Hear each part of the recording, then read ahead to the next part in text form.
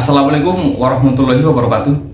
Jumpa lagi bersama saya Ahmad Hamdani Nasution, dan pastinya masih di channel Ahmad Hamdani Nasution, suatu channel yang siap untuk berbagi informasi dan pengetahuan seputar hukum.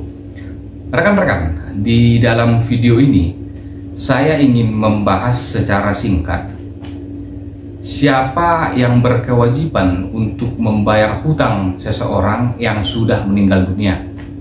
Sebagai contoh misalnya seperti ini, ada orang yang meminjam ke bank ataupun dia meminjam kepada orang lain lah secara perseorangan. Hutang dia ini belum lunas, namun dia sudah meninggal dunia. Lalu siapa yang berkewajiban untuk membayar hutangnya itu? Inilah yang menjadi pembahasan utama saya dalam video ini, sekaligus menjawab pertanyaan dari rekan Zaki Mahdali yang kemarin mengirimkan pertanyaan di kolom komentar seperti ini. Bagaimana bila nasabahnya meninggal dunia, apakah diwariskan ke ahli waris atau dianggap lunas? Saya ulangi rekan-rekan. Bagaimana bila nasabahnya meninggal dunia, apakah diwariskan ke ahli waris atau dianggap lunas? Jadi rekan Zaki Mahdali ini kemarin memberikan pertanyaan di kolom komentar, di mana saya upload video yang membahas tentang perjanjian kredit ataupun permasalahan hutang piutang, dan kemudian beliau memberikan pertanyaan di kolom komentar sebagaimana sudah saya sampaikan tadi. Jadi rekan-rekan, tanpa harus berlama-lama, kita langsung saja masuk ke topik utama dalam video ini. Namun sebelum kita lanjut ke topik utama, alangkah baiknya jika rekan-rekan yang baru saja bergabung dan menemukan video ini berkenan untuk menekan tombol like dan subscribe, karena like dan subscribe itu gratis.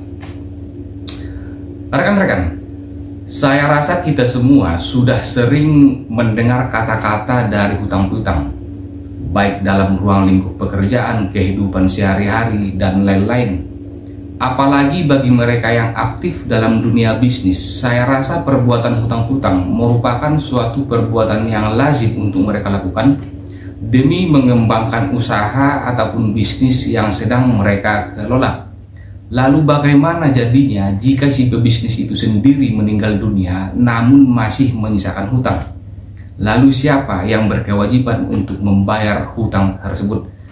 Jadi rekan-rekan, kita langsung saja masuk ke topik utamanya. Berdasarkan pasal 833 Kitab Undang-Undang Hukum Perdata yang berbunyi, para ahli waris dengan sendirinya karena hukum mendapat hak milik atas semua barang, semua hak dan semua piutang orang yang meninggal dunia. Singkatnya begini rekan-rekan, di saat seseorang meninggal dunia, maka seluruh ahli warisnya itu bukan hanya mendapatkan harta warisan yang ditinggalkan oleh ditinggalkan oleh si pewaris. Begitu juga dengan hutang-hutangnya. Jadi jangan hanya hartanya aja yang kita mau, di saat hutangnya kita nggak mau bayar.